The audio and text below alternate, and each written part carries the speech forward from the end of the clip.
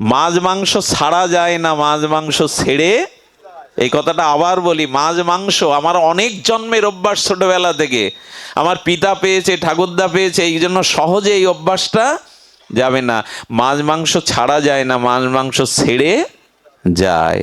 এক বিধবা সুন্দরী রমণী স্বামীজিকে নিমন্ত্রণ করেছিলেন দুপুরে। স্বামীজি খাটে বসে আছে, উনি রান্না করছেন। স্বামীজির উদ্দীপ্ত জ্যোতির্ময় যৌবন দীপ্ততা দেখে ওনার মনে মনে কামনা জেগে গেল, যদি এমন একজন স্বামীকে বাহুপাশে আবদ্ধ করতে পারতাম। এই ভাবতে ভাবতে উনি রান্না করেছেন। ওই রান্নাটা স্বামীজিকে খেতে দিয়েছেন। স্বামীজি খাওয়ার পরে ওনার আশ্রয়স্থলে আসার পরে দেখতেন ওনার গায়ের ভিতর দিয়ে যেন 105-6 ডিগ্রি জ্বরের তাপ বেরোচ্ছে। উনি ছটপট করতে লাগলেন, ধ্যান করতে পারছেন না, এত বড় মহাপুরুষ। উনি মেঝেতে গড়াচ্ছেন আর ধ্যানের দ্বারা জানতে পারলেন ওই মহিলার মানসিক অবস্থাটা রান্নার মধ্যে দিয়ে ওনার। আচ্ছা, হোটেলের রান্নার মায়ের হাতের রান্না এক হয় কি মা? এক হয়? হোটেলের রান্না তো আরো মশলাযুক্ত, আরো সুস্বাদু, কিন্তু মায়ের হাতের রান্নার সাথে কি এক হয় গো? হয় না। উনি ফিরে এসে ওনাকে নমস্কার করে বললেন, মা তুমি তোমার মন থেকে এই বাসনাটা নামাও, নাহলে আমার জপ ধ্যান, আমার মন স্থিতি হচ্ছে না। আমি শুধু একটুখানি টাচ দিয়ে গেলাম। আহার যিনি প্রস্তুত করেন, অনেকেই বলেন আপনার এর হাতে তার হাতে খান না কেন? আহার যিনি প্রস্তুত করেন তাকেও শুদ্ধতার প্রশ্ন আছে। যদি হরিনাম করতে করতে রান্না করেন, যদি পবিত্র চিন্তা করতে করতে রান্না করেন, তাহলে রান্নার মধ্যেও সেটা সঞ্চারিত হয়। তাহলে প্রথম ছিদ্রটা কি? শুদ্ধ আহার।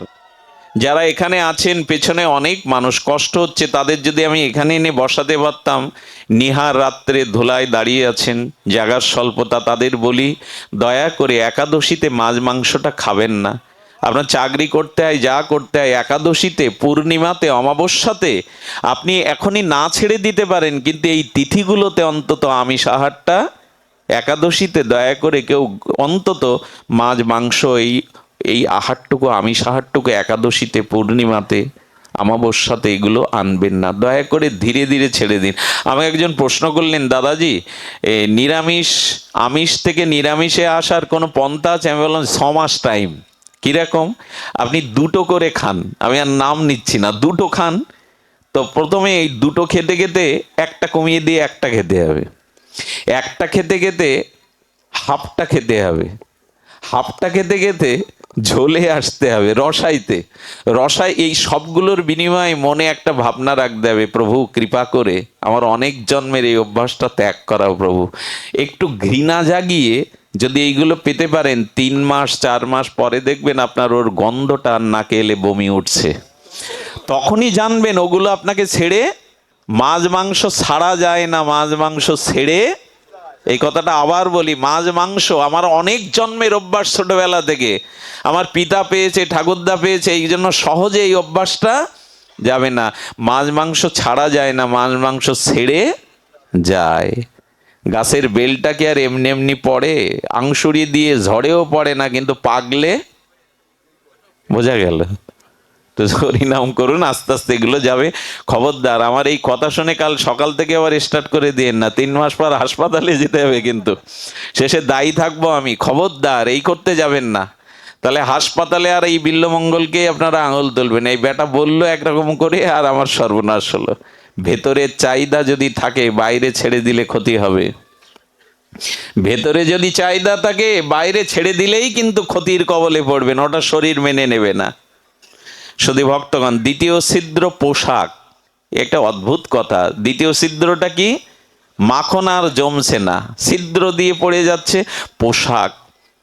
দয়া করে আপনাদের একটা কাহিনী বলি। মহাভারতে হস্তিনাপুরে দুর্যোধনের বা রাজপ্রাসাদে মিউজিয়াম বলে না প্রেমানন্দকে, কি ঐতিহ্যগুলো, বস্তুগুলো সব রাখে, ওকে কি বলে? জাদুঘর বা মিউজিয়াম, আমি আবার ভালো জানি না।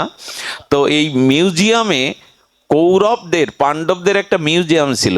মহারাজ পরীক্ষিত একদিন পূর্বপুরুষের পোশাক আশাক, মুকুট, তলোয়ার দেখতে গিয়ে একটা পোশাক খুব ভালো লাগলো। ওই পোশাকটা তিনি কি করেছেন জানেন? গায়ে চড়িয়েছেন। কে করিয়েছেন? মহারাজ পরীক্ষিত। উনি পরম বৈষ্ণব, বৈষ্ণব কুলতিলক, যার জন্য ভাগবত প্রকাশ হয়েছে জগতে, গর্বেই যাকে গোবিন্দ রক্ষা করেছেন, সাধারণ কি পরীক্ষিত? ওই পোশাকটা পরলেন, মুকুটটা মাথায় দিলেন, সঙ্গে সঙ্গে ওনার ইচ্ছা হলো মৃগয়া করবার, মানে হরিণ শিকারে যাওয়ার। ওই যে শিকারে গেলেন, আর শৃঙ্গি ঋষির, সমীক ঋষির গলায় সাপ ঝুলিয়ে দিলেন। সমীক ঋষির পুত্র শৃঙ্গি অভিশাপ দিল 7 দিনেই তক্ষক দংশনে মৃত্যু হবে। অনেকেই প্রশ্ন করেন, বাবা বৈষ্ণব হলে হরিণ শিকার করতে গেল কেন? এই ইচ্ছা জাগলো কেন পরীক্ষিতের? জাগলো শুধু ওই পোশাকটা ছিল, আর কারণ নাই, সাক্ষাৎ কলি দুর্যোধনের পোশাক ছিল ওটা। ওই পোশাকটা পরবার সাথে সাথেই তার ভিতরে ওই বৃত্তি জেগে গেল। আপনি দেখবেন খুব উন্নত পোশাক পরে আয়নার সামনে দাঁড়াবেন, আপনার নিজেকেই গর্ব করতে ইচ্ছা করবে। পোশাকের মধ্যে অনেক কিছু আছে। আমি সনাতন হিন্দুদের কাছে অন্তত এইটুকু নিবেদন করব, যখন ভাগবতে আসবেন, নামযজ্ঞে আসবেন, তখন আমি যে সনাতনী বৈদিক হিন্দু, সেই হিন্দুত্বের পোশাকটা পরে আসলে বড় ভালো লাগে। পোশাকের মধ্যে অনেক কিছু আছে। এই যে এখানে অনেক মা এসছেন, প্রত্যেকটা মায়ের, কিছু কিছু মায়ের সাদা ওড়না দিয়ে তাদের অঙ্গটা আবৃত করে, এটা দেখলেই মনে হয় এরা ব্রজগোপী। মানে ওদের গায়ে এরকম একটা ওড়না থাকে, পর্দা থাকে। হ্যাঁ, ঠাকুর অনুকূল চন্দ্রের কাছে কলেজের কিছু মেয়ে সেজে গুজে গেছে, ডানা কাটা পরীর মতো সেজে গেছে, ঠাকুর দর্শনে গেছে। ঠাকুরকে প্রণাম করার পরে ঠাকুর একটু চোখ তুলে বললেন, তোদের বিয়ে করতে মন ইচ্ছা করছে। ঠাকুর যদি এই কথা বলে, আসলে ঠাকুর জেনে শুনে বলেছেন। লজ্জিত হয়ে এরা চলে গেল। পাশ থেকে একজন বিজ্ঞ ভক্ত ডেকে বললেন, ঠাকুর দর্শনে, ভাগবত দর্শনে এরকম উগ্র পোশাক পরে আসতে নেই, যাও তোমরা লাল পেড়ে সাদা করে শাড়ি পরে আর পরে এসো। ওই পোশাকে যখন এসেছে, তখন ঠাকুর হাত জোর করে বললেন, এবার মা বলে তোদের প্রণাম করতে ইচ্ছে করছে।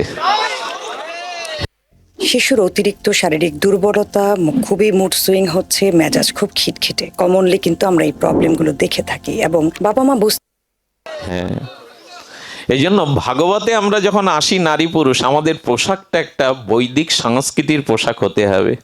বাবা এই অসঙ্গতিগুলো আমি দেখেছি, চারিদিকে চোখ মেলে দেখেছি। এই জন্য বলছি, হ্যাঁ, যিনি দোকানে থাকেন, বাড়ি 10 কিলোমিটার দূরে, তিনি কি বাড়ির থেকে ধুতি পরে আসবেন?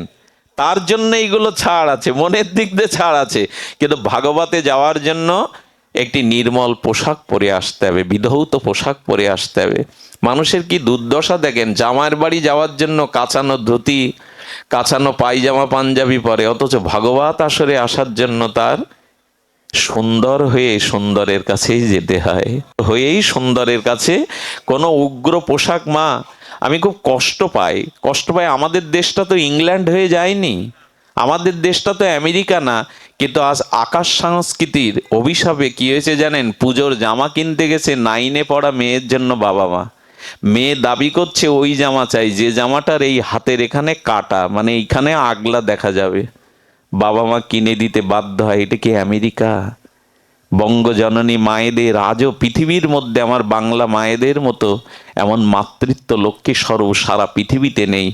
বাংলার বধূকে দেখলে পৃথিবীর মানুষ আজও প্রণাম করতে বাধ্য হয়। এদের মতো শুচি শুভ্রতা আর নাই। এই জন্য নিবেদন করি যে এই জাতীয় পোশাক আশাক থেকে নিজের ছেলে মেয়েদেরকে সাবধান করুন। এটা আমেরিকা হয়ে যায় না। আমরা আমেরিকা থেকে এখন 100 বছরের পিছনে, আমাদের ওই সংস্কৃতি মানাবে না। কাকে বলবো? বলেন রাস করতে করতে তুমি আবার কোথায় নেমে গেলে? কিন্তু রাসটা রাখতে গেলে তো পাত্র লাগবে, মনটা চুরি হবে। ওই যে গোপীদের মন চুরি হয়ে গেল, আমাদের হয় না কেন? বাঁশির ধ্বনিতে আমাদের মনে ছিদ্রগুলো দিয়ে যা কিছু ছিল সব কিছু আর বলবো না, এদিকটা ভালো লাগছে না। ছিদ্র আরো 2টো আছে, অন্য কোনো দিন বলবো। আমরা যেখানে ছিলাম ফিরে যাই। যদি ভক্ত হৃদয়ে এই মাখন জমাতে পারেন ছিদ্রগুলো না রেখে, তবে মনোচোর আপনার হৃদয়ে চুরি করতে আসবেই, মনোচোর আপনার চুরি করতে আসবে। তো ছিলাম কোথায়? কোন গোপী প্রাণ ত্যাগ করে চলে গেল স্বইচ্ছায়। এটা জগতের কোনো প্রাকৃত নারীর পক্ষে সম্ভব নয়। মহাযোগেশ্বরও পর্যন্ত ইচ্ছা মৃত্যু পারে না। এই জন্য এটা কামময়, প্রাকৃতময় নয়। তারা চলে গেল, দেখলো যে দেহটা পড়ে আছে। আমাদেরও একদিন বাঁশি বাজবে, শেষের বাজি। সেই শেষের বাঁশি বাজলে যেন আমাদের যেতে ভুল না হয় গো, এইখানে পড়ে থাক, যেতে ভুল না হয়। সুনত গোপী প্রেমহি রোপি মনহি মনহি আপনা সপি। গোপী চলেছে কিন্তু মনটা আগে চুরি হয়ে গেছে বাঁশিতে। আর মন যদি চুরি হয় আর দেহাবেশ থাকে, মনহি মনহি আপনি সপি, সবার আপন আপন মনটাকে সঁপে দিয়েছে। আর মন সঁপে দেয় কি হয়েছে জানেন? কাজলটা পরতে গিয়ে চোখে না পরে পায়ে পরিয়েছে। আরে কি অদ্ভুত ব্রজলীলার গোপীলীলার কথা! গোপীদের মন চুরি হয়ে গেছে। এখন যার মন আর উন্মাদগ্রস্ত হয়, পাগল হয়ে যায়, উন্মাদ হয়ে যায়, সে কি সঠিকভাবে সবকিছু ব্যবহার করে? কোথায় একটা খলপা পেলো, মাথায় দিল, দেয় কি না মা? মন তো নাই, মনটা তো উন্মাদ দশা হয়ে গেছে। গোপীদের মন চুরি হয়ে যাওয়াতে তারা কাজলটা, এক চোখে কাজল পরেছে আর কাজলটা আর দিয়েছে পায়ে, আলতাটা পায়ে দেওয়ার, কিন্তু দিয়েছে চোখে। হ্যাঁ, দুলটা দুলটা পরা দরকার কানে, দুলটা খাটিয়ে দিয়েছে হাতে চুরির সাথে, আর বালাটা পরিয়েছে কানে। গোপী সংকেত দিল, গোপী সংকেত দিল তার বাঁশি বাজলে সংসারের কাজে, দেহ কাজে ভুল হয় হোক, তার কাছে যেতে যেন ভুল না হয় গো। সংসার কাজ ভুল হয় হোক, সংসারের কাজে ভুল হয় হোক, তার কাছে যেতে যেন ভুল না হয়। আমি কি বলবো, মন দেওয়া কাকে বলে জানেন? একে আমাদের কলকাতা বিশ্ববিদ্যালয়ে একজন প্রফেসর ছিলেন, আমাদের বলছে, আমি তো আর পড়িনি, আমি শুনেছি। তো সেই প্রফেসর এত তার ইংলিশ পড়াতেন, তিনি ছিলেন ছাত্রদের কাছে দেবতার মতো। তাকে দেখলে সকলেই নীরব হয়ে শিশু হয়ে যেত। তিনি 1 ঘন্টা পাঠদান করলে তাদের ভেতরে ওটা প্রবেশ করাতেন। এই ক্ষমতা সব শিক্ষকের থাকে না। উনি এতটা আবেশ, পরীক্ষা 2 দিন পরে, তাই আজ ভোরে ক্লাস নেবে বলে উনি ভোরে স্নান করে আর দ্রুত দ্রুত পোশাকটা গায়ে জড়িয়ে, গায়ে কিছু দেয়নি, অন্তত লজ্জাটা নিবারণ করার জড়িয়ে উনি পড়াতে গেছেন। যখন পড়াতে গেছেন, ছাত্ররা ওনার দিকে তাকিয়ে কাঁদছে, সকলের চোখে জল। শিক্ষক বলছেন, কাঁদছো কেন? আমি তো তোমাদের কাছ থেকে বিদায় নিতে আসিনি। বলে, আপনার মতো গুরু কই পাবো তো আর জগতে? এই কথা বলছো কেন?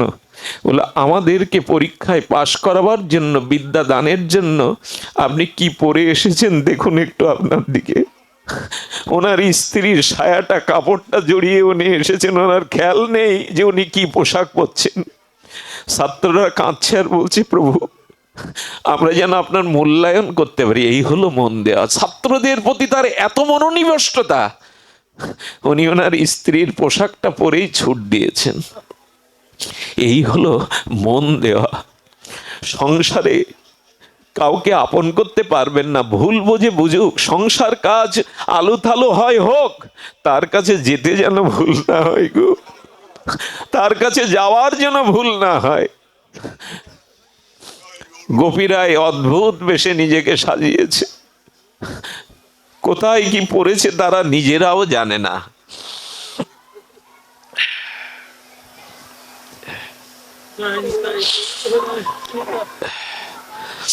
মনহি মনহ আপন সফি, সব সবে দিয়েছেন আর তাদের মন কাছে নাই। তাহি চলত যাহি বলত মুরলিকত কল রোলনি। তারা তারা ওই বাঁশির বোলটাকে বলতে বলতে যেখানে বাঁশি বাজছে সেদিকেই ছুটতে, অজানা আকর্ষণে ছুটে চলেছে। গোপী ছুটে চলেছে। বিসরি গেহ নিজহি দেহ এক নয়নে কাজর রেহ বাহে রঞ্চিত কঙ্কন এক এক কুণ্ডল দোলনি। একটা কানের পরেছে আর একটা পরেনি, একটা বালা হাতে দেওয়ার কানে দিয়েছে আর কানে না, কানেরটা হাতে ঝুলিয়েছে। এই সব আলু থালু বেশ ধরে আর যাচ্ছে। শীত এলো ছন্দ নিবক বন্ধ বেগে ধাবত যুবত বৃন্দ, যেন ভ্রমর ফুলের মধু আকর্ষণে ছুটে চলেছে গোপীর। আচ্ছা, এই লীলাটা মনে মনে আপনি আঁকান, আপনি মনে মনে চোখটা এখানে রাখুন, কিন্তু মনে মনে আপনি ওদের দেখুন না, ওই বেশে চলেছে গোপীরা। পূর্ণিমার শারদ চন্দ্র, বৃন্দাবনের বনলক্ষ্মীর শোভা, জুই চামেলি মালতী, পবিত্র সুগন্ধন চঞ্চিত, আর ওই যমুনা পুলেনে বংশীবটে। এটা মনে মনে, এটারও রাসস্থিতি, আমাদের ওইখানে যেতে হবে। ওইখানে নিয়ে যাওয়ার ক্ষমতা আমার নাই, কিন্তু আপনারা বিজ্ঞ শ্রোতা, আপনারা মনে মনে ওই ওই ব্রজের দৃশ্যগুলো মনে মনে একটু ভাবুন। যদি মনে একবার ধরা দেয়, তাহলে আজকে রাস বন্দনাটা সার্থক হবে, আজকে রাস আস্বাদনটাও সার্থক হবে। কখনো বসনটা খুলে পড়ছে, ওদিকে শিথিল হয়ে যাচ্ছে, খেয়াল নেই, যেতেই হবে তার কাছে। দেহাবেশ থাকলে আর তার কাছে যাওয়া যায় বাবা? যদি দেহের আবেশ থাকে, কামকামনার আবেশ, তার কাছে যাওয়া যায় না। শিথিল ছন্দ নিবিক বন্ধ, বেগে ধাওত যুবতী বৃন্দ। কি বলছেন? খসন বসন রসন চেলি, গলিত বেনি লৌললি। না, বেনিগুলোও বাদতে ভুলে গেছে, যার বাধা ছিল সেও এলিয়ে পড়ছে বেনিগুলো, বসন শিথিল হয়ে যাচ্ছে। এই করতে করতে গোপী চলেছে। তহতি বলি সকলি মেলি, কেহ কাহক পথ না হেরি, ঐসন মিলালো গোকুল চন্দ্র, গোবিন্দ দাস বলনি। গোবিন্দ দাস দেখে দেখে বর্ণনা করছেন কি হয়েছে।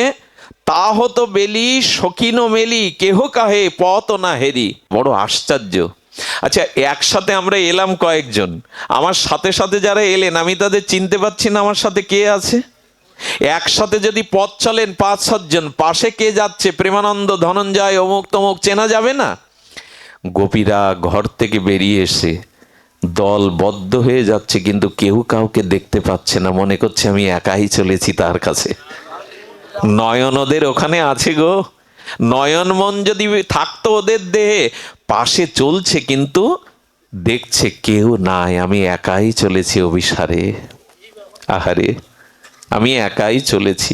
আচ্ছা গোপী, তোমাদের চরণ কমল তো কমল, শিরুষ কুসুম কমল দল। রাধারানীর চরণটা কিরকম নরম জানেন?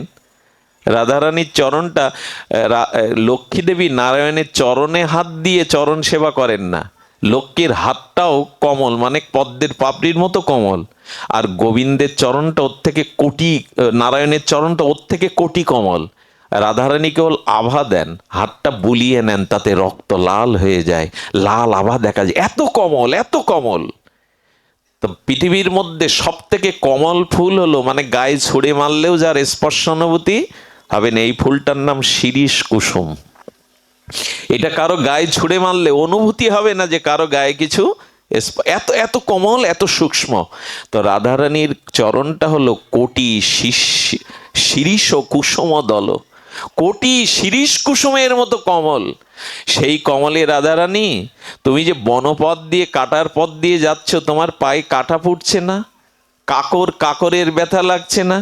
বললো আমি জানি তার কাছে যেতে হবে, তাই আমি ঘরের মধ্যে কাদা করে, কাদার মধ্যে বিষাক্ত কাটা ফুটিয়ে দিয়ে ওর মধ্যে পা চেপে চেপে হাঁটা অভ্যাস করেছি, যাওয়ার দিনে যেন ব্যথা না লাগে। আহারে, আমি ঘরের মধ্যে কাদা করে কাটাগুলো ফুটিয়ে ফুটিয়ে, পাটা কাটাতে ফুটিয়ে ফুটিয়ে অভ্যাস করেছি, সেদিন যাওয়ার দিনে যেন ব্যথা না দেয়, যেন বাধা না আসে। আমি বলি কি, একদিন তো এই ঘর দৌড় রূপ যৌবন অর্থ সম্পদ ছেড়ে তার বাঁশির ডাকে, শেষের ডাকে যেতে হবে।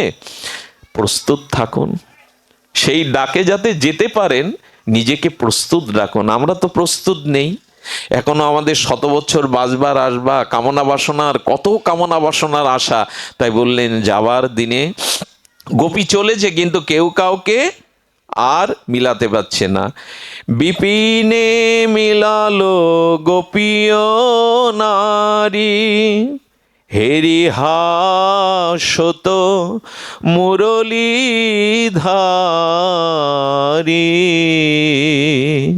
গোপী পৌঁছালো, মুরলীধারী হেসে উঠলেন। যাদের ডাকছিলেন সেই ব্রজততী সুন্দরী গোপীগণ গোপীনাথের সামনে এসে দাঁড়ালো, হেললেন। মুরলীমোহন শ্যামসুন্দর মদনমোহন অপ্রাকৃত দেখলেন সামনে গোপীরা এসেছে। নিরক্ষিত বয়ান পৌঁছত বাত প্রেমসিন্ধ গাহনী। গোবিন্দ এবার ওদের কাছে কিছু জিজ্ঞাসা করছেন। জিজ্ঞাসাটা হলো, গোপীগণ তোমরা কুলবধূ পরস্ত্রী, এই গভীর রজনীতে তোমরা পরপুরুষ সম আমার কাছে কেন ছুটে এসেছো? যাও যাও, ঘরে সরে যাও। আচ্ছা বলুন তো, গুরু মহারাজ একবার আস্বাদন দিয়েছেন, আপনি কাউকে দুপুরবেলা নিমন্ত্রণ করলেন, আজ আমার বাড়িতে 2টো প্রসাদ পাবেন। আচ্ছা ডাকতেও গেলেন, তিনি আপনার বাড়িতে প্রসাদ পাওয়ার জন্য আসলেন, এসে যখন উঠানে দাঁড়ালেন আগে আপনি বলছেন আপনি কি জন্য এসেছেন, কি দরকার আপনার, একথা তাকে অপমান করা না? হ্যাঁ, গোপীদের দেখে কৃষ্ণ তখন চতুর মনোহর মুরলীধারী তখন বলছেন কি হো গোপী, হ্যাঁ হেরি হাসত মুরলী দালে নিকিত বয়ান পুষত বাত প্রেম সিন্ধ গাহনি, যেন হৃদয়ে প্রেম রেখে বাইরে জিজ্ঞাসা করছেন গোপীগণ তোমরা কুলবধূ কুলনারী, তোমরা কুলশীল ছেড়ে এই গহীন রাত্রিতে কেন এখানে এসেছো? কি পরীক্ষা দিতে হয় বলুন তো? বাঁশির ডাকে মন কেড়ে নিল, সংসার কেড়ে নিল, এখন চরণ এনে বললেন কেন এসেছো?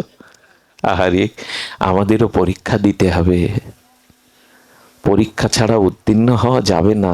অনেক কিছু পরীক্ষা আমাদের সামনে দিতে হয়, আমরা পরীক্ষায় পারি না। কত বড় পরীক্ষা!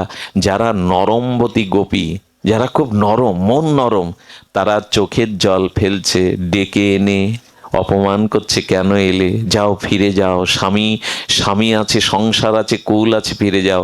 সেই নরম হৃদয়ের গোপীগণ বুড়ো আঙুল দিয়ে পায়ের মাটি খুঁড়ছে আর ঝরঝর করে কাঁদছেন। কিন্তু ললিতা বিশাখা তো ছাড়ার লোক না। ললিতা বিশাখা হুঙ্কার দিয়ে উঠল, শ্যাম কেন এসেছি তাই না?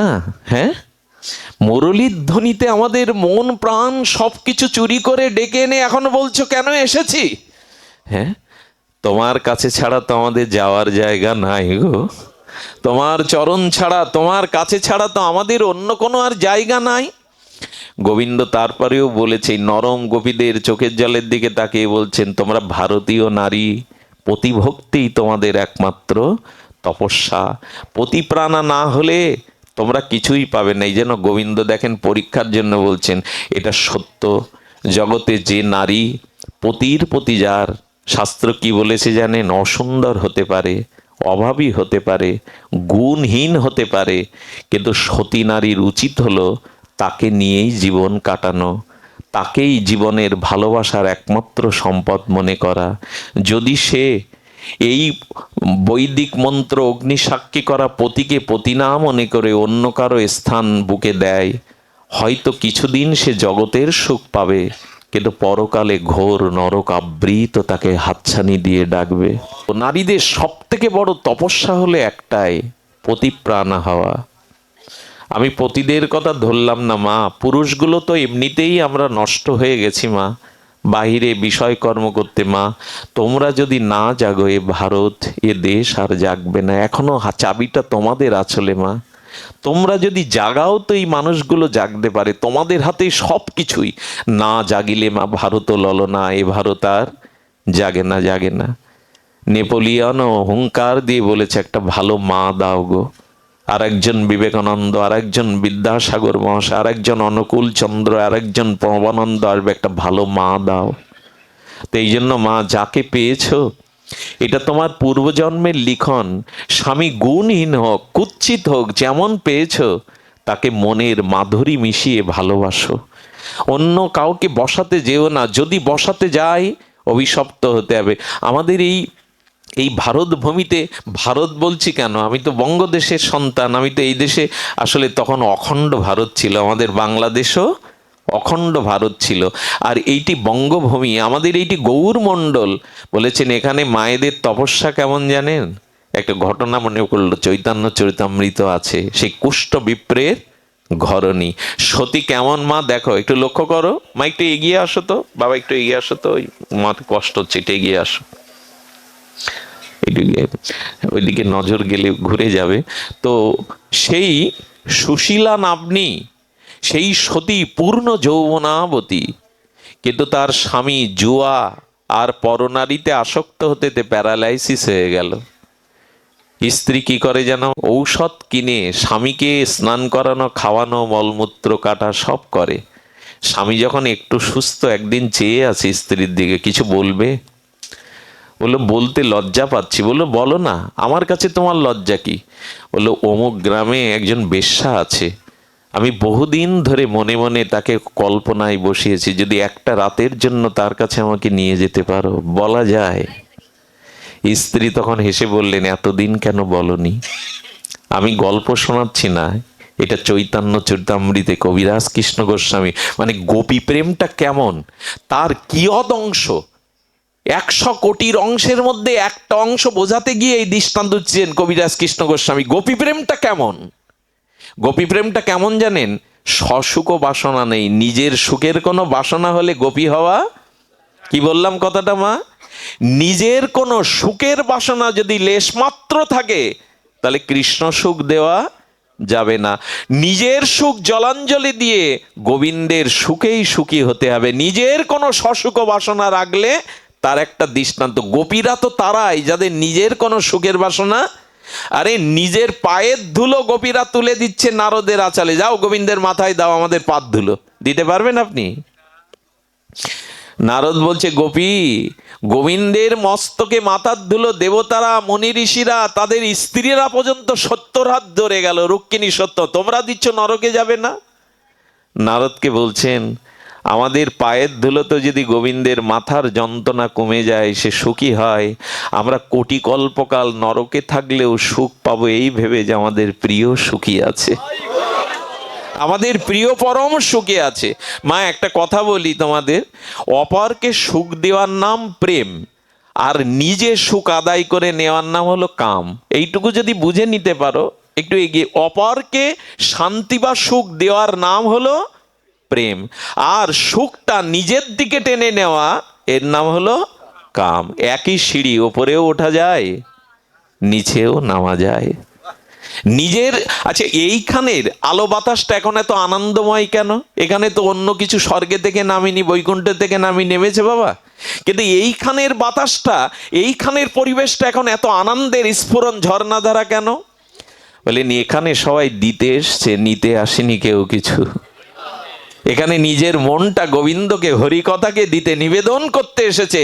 এখানে আত্মীয় সূত্রে টাকা পয়সা কামনা বাসনার জন্য কেউ, অন্যকে দেওয়ার স্থানটাকে বলা হয় উৎসব। এখানে আজ উৎসব হচ্ছে, রাস উৎসব। উৎসবের প্রাঙ্গণটা নেওয়া নাই, দেওয়ার জন্য। যে জীবনে দেওয়া নাই তার আনন্দ। 5 জনের অন্ন ভাত, আর 5 জন ঘরে দৌড় দিয়ে, জামাই মেয়ে শ্বশুর শাশুড়ি আর একটা সন্তান, 5 জন কবজি ডুবিয়ে খাবেন তো ঘরে দৌড় দিয়ে। ওই 5 জনের খাদ্য 5 জন অতিথিকে খাইয়ে দেখবেন আনন্দটা কাকে বলে, আনন্দটা কাকে বলে। অপরকে দেওয়ার নাম প্রেম, আর নিজে নেওয়ার নাম হলো কাম। আত্মেন্দ্রিয় প্রীতিবাঞ্ছা তারে বলে কাম, কৃষ্ণেন্দ্রিয় প্রীতিবাঞ্ছা ধরে প্রেম। তাই স্বামীকে সুখ দেওয়ার জন্য বললেন আমি প্রস্তুত, সময় দাও। ওই বেশ্যার বাড়ি পরিচয় না দিয়ে বলল আমাকে কাজের জন্য রাখবেন দিদি, আমার খুব কাজ প্রয়োজন। ওকে দেখে সুশীলা মনে করে বললো থাকো। বেতন কি? বললো বেতন আমি চেয়ে নেব দিদি, এখন বলবো না, তবে আমি বেশি দাবি করব না। মায়ের মতো করে ওর সেবা করে, স্নান করায়, ঘর দোর মুছে পরিপাটি, ওর সেবায় মুগ্ধ হয়ে গেল। এমন সেবা কেউ করতে পারে নিজের মায়ের মতো? 3 মাসে, হ্যাঁ রে তোকে দেখে ছেঁড়া কাপড় দুঃখিনী মনে হয়, তুই তো বেতন চাস না। 3 মাস পর হাত জড়িয়ে ধরেছে, দিদি আজ তোমার কাছে বেতন চাইবো, বলো আমাকে ছুঁয়ে ফিরাবে না? বলে তোর প্রতি আমার পরম মমতা জমেছে, তুই যা চাইবি আমার সামর্থ্য থাকলে দিয়ে দেবো রে। আমার স্বামীকে একটা রাতের জন্য তোমার কাছে থাকতে দিতে হবে, এই হলো আমার দক্ষিণা। পারে কেউ? কেউ পারে গো? এটা কল্পকাহিনী, সিনেমা, উপন্যাস, প্রবন্ধ লেখা নয়। কবিরাজ কৃষ্ণ, এই হলো গোপী প্রেম। রাধারানী দেখতেন গোবিন্দ যদি কোনো সখীকে, তার ভালো লাগবে, এই কথাগুলো আগেই বলেছি, আমাদের জগতে ভাববেন না, কোনো সখীর দিকে যদি গোবিন্দের ভালো লাগতো, রাধারানী নিজে সাজিয়ে গোবিন্দের কোলে দিয়ে বলতো তবুও তুহু মম প্রাণ। হ্যাঁ, তারপরেও তুমি আমার প্রাণবধূ, তোমাকে শোক দেওয়ার জন্য হাতে করে সাজিয়ে আমি তোমার কোলে। এ কথা বলা যায়? জগতে কেউ বলতে পারে? তোমার সুখের জন্য আমি সাজিয়ে তোমার কোলে দিয়ে বলবো তবুও তুহু মম প্রাণ, তবুও তুহু মম বধূ, তুমি আমার প্রাণবধূ, তবুও। তো এটা শুনে ঝরঝর করে কেঁদে দিল পতিতা। কি বলছো তুমি? তোমার স্বামী আমার সাথে একটি রাতের আহ্বান যে তুমি এই 3টে মাস আনো, তাকে আনো, তাড়াতাড়ি আনো। স্বামী চলতে পারে না, ঘাড়ে ভর দিয়ে শেষ পর্যন্ত একটা পাত্রে তুলেছে। সবলা নারী তাকে একটা ঝুড়ির মধ্যে নিয়ে, ওখানে মাতণ্ড ঋষি তীরের ওপরে ওই জঙ্গলে তপস্যা করছিলেন। মাতণ্ড ঋষি ওই তপস্যারত তীরের উপরে, কি তীব্র তপস্যা, ওই স্বামীর পাটা লেগে গেল, দুলছে তো ওই ঝুড়ির বাইরে। কেরে কেরে আমায় কষ্ট দিলি, আমি তীরের উপরে বসে তপস্যা করছি, কে আমায় কষ্ট দিলি? আমি অভিশাপ দিলাম, আগামীকাল সূর্য উদয়েই তোর মৃত্যু হবে। ঋষির অভিশাপ দিয়ে দিল। সঙ্গে সঙ্গে ঝুড়িয়ে নাড়িয়ে সতী নারী কাঁদছে আর বলছে, বাবা বড় অন্যায় হয়ে গেছে, ভুল হয়ে গেছে, তবে ভুলটা জ্ঞাত না অজ্ঞাতে হয়ে গেছে, ক্ষমা করে দিন বাবা, ক্ষমা করে দিন। বলে ঋষির বাণী মিথ্যা হয় না, কাল প্রভাতে সূর্যোদয়ে মারা যায়। অনেক কাঁদলেন, অনেক অনুরোধ করলেন, তবে বলছেন শুনুন, আপনি যেমন আপনার ঈশ্বরকে ডেকে তপস্যা করে এই বাক্য সত্য করেছেন, তেমনি আমি আমার জীবন দেবতাকে যদি সতী হয়ে সেবা করে থাকি, তবে আমিও বলছি আগামীকালের সূর্য উদয় হবে না, সূর্য উদয় হতে পারে না। হলো সূর্য উদয় হলো না, মানে সকালই হলো না। ব্রহ্মা, শিব এবং ভগবান বিষ্ণু বলল, সৃষ্টি তো শেষ হয়ে যাবে, সৃষ্টি তো রসাতলে যাবে। ব্রহ্মাজি এসে আর শিবজি এসে আর ব্রহ্মাজিকে পাঠালেন, সতী নারীকে বললেন, মা তোমার কারণে ধরা ধ্বংসপ্রাপ্ত হবে মা, তুমি তোমার অভিশাপ ফিরিয়ে নাও মা, তোমার প্রতিজ্ঞা ফিরিয়ে নাও। বললেন, ব্রহ্মা তুমি যেমন তোমার সৃষ্টিকে বাঁচানোর জন্য সূর্য উদয় না হলে সৃষ্টি রক্ষা পাবে না, তুমি যেমন তোমার সৃষ্টিকে বাঁচানোর জন্য দাবি করছো, আমার সৃষ্টি যে আমার স্বামী, ও না থাকলে তো আমার সৃষ্টি থাকবে না, তাই আমিও ফিরিয়ে নিতে। ব্রহ্মা অনেক বোঝানোর পরে বললেন, মা কয়েক মিনিটের জন্য তোর স্বামীর আয়ুটা আমি নিয়ে নেব, আমি প্রতিজ্ঞা করছি তাকে সবল করে নিরোগ করে দেবপম শরীর দিয়ে তোর হাতে ফিরিয়ে দেব, ভিক্ষা চাইছি মা, দে দে মা। সঙ্গে সঙ্গে অভিশাপ নিয়ে নিলেন। মধ্য গগনে সূর্য উদিত হয়ে গেল, স্বামীকে নিরোগ করে ফিরিয়ে নিয়ে গেছিলেন। এই হলো বাংলা মায়ের সতীত্বের পরিচয়। আমাদের দেশে আজও এই সতীদের কারণে দেখবেন, যেখানে সতীবাস করে ওইখানে অনেক অমঙ্গল দুর্ঘটনার হাত থেকে তারা রক্ষা পায়। যে পরিবারে একজন সতী নারী আসে, অনেক অভিশাপ থেকে সেটা মুক্ত হয়। আমি আলোচনা দীর্ঘ করে ফেলছি, আসলে এগুলো তো এইভাবে একদিনে 2 ঘন্টায় সম্ভব না। সতী নারী, কুল নারী, তোমরা ফিরে যাও। ললিতা বলছেন, ধর্মোপদেশ দিচ্ছ তুমি?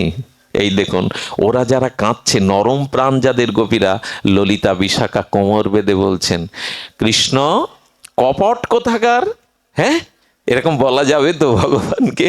কপট কোথাকার, ছল কোথাকার, ছলনাময়, হ্যাঁ বংশীর ধ্বনিতে ঘর ছেড়ে ডেকে এনেছো বনে, এখন বলছো কেন এসেছো? কপট কোথাকার, ছল চাতুরি কোথাকার। হ্যাঁ, ভগবান গোবিন্দ বলছেন কি, ওদের এই বাক্যটা না বেদ বাক্যের থেকেও আমার আনন্দ দেয়। ওরা যখন আমাকে এরকম বলে, বেদস্তুতির থেকে আমার মন হরণ করে নেয়। বলল, শোনো শোনো চতুর শেখর শিরোমণি, শোনো তবে রসিক শেখর, আমাদের স্বামী তুমি এতদিন বললে তোমরা অসতী হয়ে যাবে, স্বামী ফেলে ঘর ফেলে পরপুরুষের কাছে এসেছো। বললেন, গোবিন্দ তবে ধর্মোপদেশ তোমার মুখে মানায় না, ধর্ম আমাদের মুখে শোনো, কারণ আমাদের মতো সতী এ জগতে, আমরা স্বামী সংসার ছেড়ে এসেছি, কিন্তু আমাদের মতো সতী এ জগতে কেউ। জানেন, সাবিত্রী, বেহুলা, এদের নামও ভাগবতে উল্লেখ করেনি, এরা ওই জায়গায় যাওয়ার যোগ্য না। এদের সসুখও ছিল, সাবিত্রী চাইলো স্বামীর জীবন, আর 100, এটা কি গোবিন্দ সুখের জন্য না নিজের সুখের জন্য? এই সুখের জন্য সাবিত্রী বেহুলা মরা স্বামী বাঁচালো বটে, আবার নিজের ভোগ সংসার চেয়ে নিল, ওখানে গোবিন্দ সেবার কিছু। এই কথাটা খুব মর্মান্তিক কথা, এই জন্য ভাগবতে বেহুলা বা সাবিত্রীর নামটাও উল্লেখ করেনি। সামাজিক পুরাণে বেহুলা সাবিত্রীর অনেক অনেক উঁচুই তাদের স্থান, এখনো মায়েরা বেহুলার ভাষণে কাঁদতে থাকে, কিন্তু গোপীদের কাছে এরা কিছুই কত বড় কথা বলুন তো। গোপীদের কাছে বেহুলা সাবিত্রী ওইখানে পৌঁছাতে পারবে না, ওরা নিজের সুখ চেয়ে নিয়েছিল, কিন্তু গোপীরা নিজের সুখ চায়নি। তবে শোনো কৃষ্ণ, উপদেশ আমাদের কাছে শোনো, তোমার মুখে উপদেশ নিতে আসিনি এখানে। উপদেশ আমরা দিলে মানাই। শোনো, আমরা যাদেরকে স্বামী বলে বলছো ওরা সব মৃত, একমাত্র জীবিত তুমি। কথাটা মিথ্যা না। আমি যদি কোনো রমণী হই আর যদি কাউকে বড়মালা দিয়ে স্বামী বেড়ে নি, আচ্ছা ওই স্বামীর চিত্তে যদি আত্মারূপ ভগবান না থাকতো, আত্মা না থাকতো, মরা কোনো পুরুষের গলে কোনো যুবতী মালা দিত মা? গোবিন্দের চিৎকন আত্ম অংশ হৃদয়ে আছে বলে তো মালা বদল হলো। মৃতের গলে কেউ মালা দিয়ে পতিরূপে স্বীকার করবে? তাহলে বরণ করলো কাকে? জগৎপতি আছে বলেই এই পতিকে স্বীকার করেছি। ভেতরে আত্মারূপ কৃষ্ণপতি না থাকলে এই পতিকে স্বীকার করতাম না। শোনো গোবিন্দ, শোনো কৃষ্ণ, আজ আমরা, এতদিন আমরা অসতী ছিলাম, আজ আমরা সতী হলাম। যারা তোমার চরণে জগৎপতি রূপে সমর্পণ করতে আসে নিজেদের, তারাই জগতের সতী। অনেকেই বলে কি, আমি খুব পতি সেবা করি, কিন্তু গোবিন্দ সেবা টেবা আমার হবে না, ও আমি পারবো না। খবরদার এই কথা আবার বলবেন না। আমি একটু আগে পতি সেবার কথা বললাম, কিন্তু এরা প্রকৃত পতি নয়, প্রকৃত পতি জগৎপতি কৃষ্ণ। তাই এই পতিকে ভালোবাসার সাথে সাথে যদি জগৎপতির সেবা না করেন, তাহলে এ জগতে হয়তো ধনধান্যে পুষ্পে ভরা সংসার পাবেন, পরকালে আপনি অসতীর খাতায় আপনার নাম উঠে যাবে। গোবিন্দ ভজন যারা করে না তারাই অসতী, গোবিন্দ ভজন যারা করে না এরাই অসৎ। যারা তার চরণে যায়নি, জগৎপতি গোবিন্দ চরণ যারা ভজন করে না এরাই জগতে। গোপীগণ তখন বলে চলেছেন, এতদিন অসতী ছিলাম, আজ সতী হলাম, তোমার চরণে এসেছি জগৎপতি। আচ্ছা, আমরাও আর সতী হলাম এখন এই রাসে। এখানে যারা এসেছেন না, এখানে যদি কেউ দাবি করেন আমি পুরুষ, ভুল হয়ে যাবে। রাসের ওখানে পুরুষের অধিকার, এমনকি ভগবান শঙ্করকেও পার্বতী ঢুকতে দেয়নি। শঙ্করকে বলছেন, এ লীলাতে তুমি ঢুকতে, পুরুষ দেহে ঢোকা যাবে না। তবে শঙ্করও প্রতিজ্ঞা করেছিল।